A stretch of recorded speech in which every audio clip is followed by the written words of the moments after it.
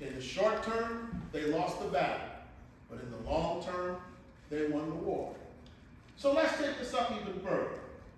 In 1968, we had a condition that is identical, almost to the playbook of what is happening in our land today.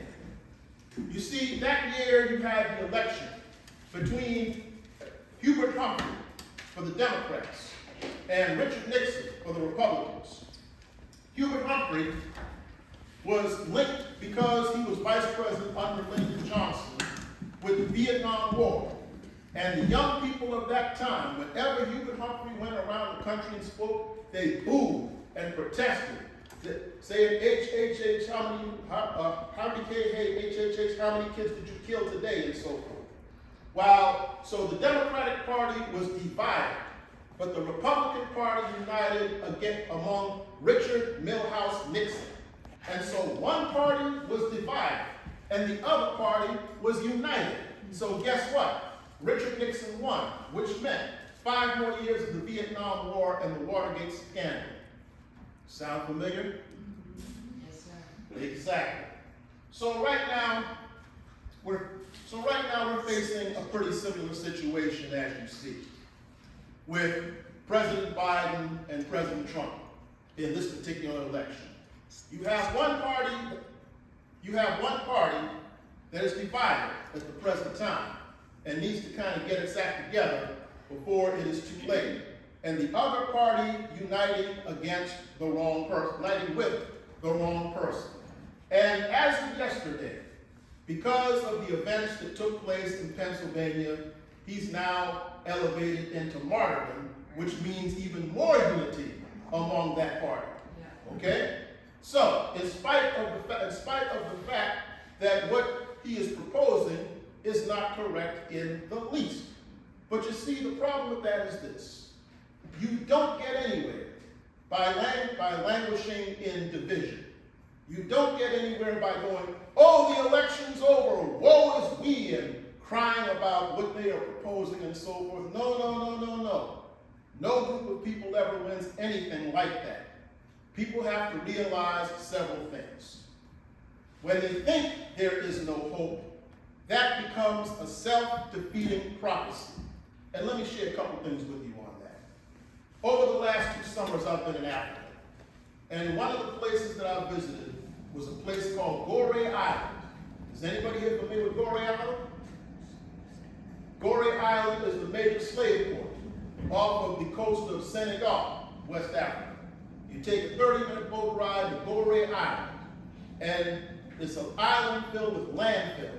And they show you a place that in the French language is referred to as the Maison des Esclaves, the house of slaves. This is where you see 3 or 4 stories of slave dungeons where they kept my ancestors, among many others in this country today. And when you walk through the pens and the dungeons, and they take you through the door of no return where they march them through onto the slave ships, this is what came to my mind as I think about the issues surrounding us today. These 10th generation ancestors of mine that were marched through this, in spite of the fact that hope may have been closed off to them as they sat there in chains, they somehow had enough hope and determination to survive even all that they were going through, so that one day, 10 generations later, I can walk to the very site where they were captured, where they were stripped of everything and marched onto these ships in chains.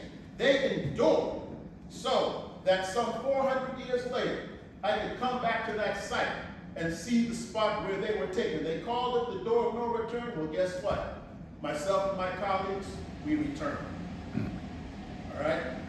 So with all this, you have to realize that while people are sitting here moaning and groaning, the opposition is planning.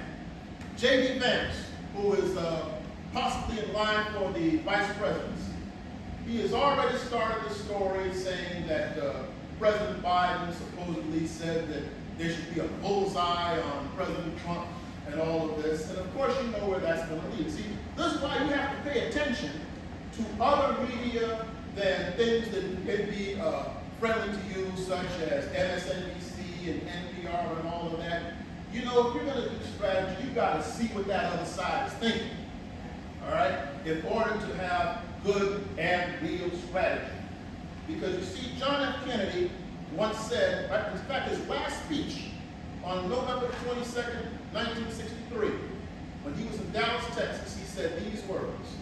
He said that we cannot expect that everyone can talk sense to the American people, but we can hope that fewer people will listen to nonsense.